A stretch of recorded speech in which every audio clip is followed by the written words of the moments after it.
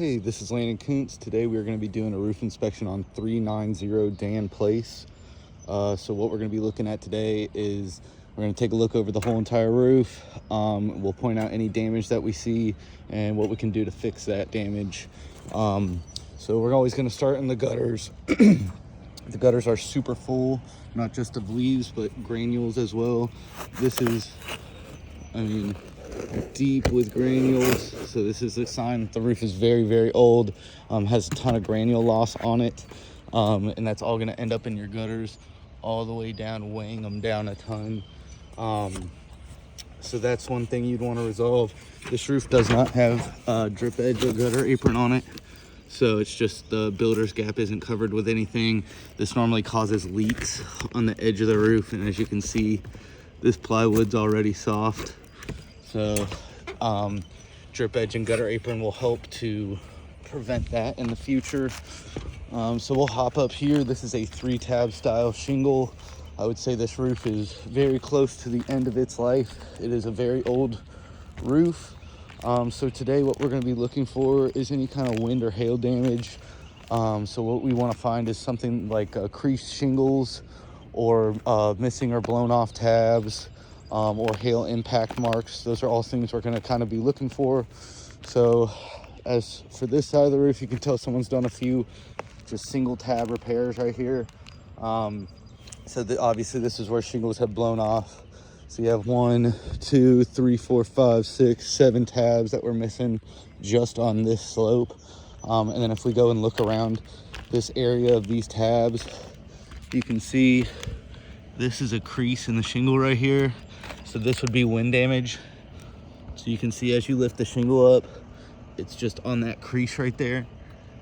So basically these are the kind of signs of wind damage we're going to want to be looking for. This right here would be another one. So we'll head over here to the back side of the roof. This is the rear slope. If you're facing the house, this is the right side slope. Basically it's going to be the same thing on this side. You're going to have wind damage shingles like this. This is a perfect sign of a wind damage shingle right here. And if we lift up on it, it is not stuck down anymore. You can see it bending on that crease. Here's another one. This one looks like it's more recent. That's flipped up, creased right there. So eventually the water will get to these nail heads and start rusting them. That's why it looks like it's a recent wind damage shingle, just because these haven't started to rust yet.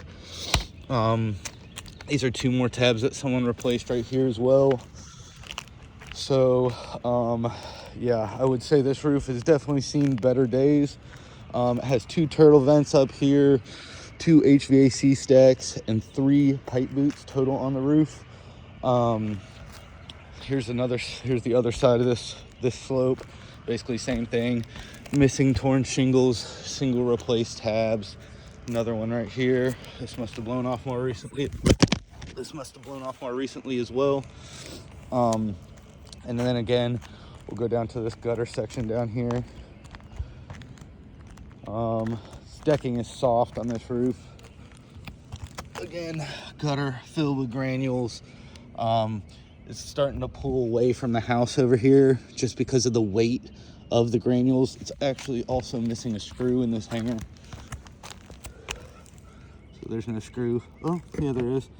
So yeah, it's just pulling away from the house then. So just the weight of these granules alone is enough to weigh that gutter enough to where it's heavier than it would be if it was full of water almost. So all over this roof, it's got a ton of wind damage, impact marks. I would definitely say that this would be one worth calling in, or just getting for getting a full roof replacement sometime in the very near future. These are lead pipe boots. These don't really look like pipe boots. It looks like someone custom cut these out of lead. So we go back with the plastic pipe boots. Just they easier, better install, better leak proof ability. So again, 2 more turtle vents down here, and then another one. This one looks pretty crushed. Yeah, so this has been crushed down.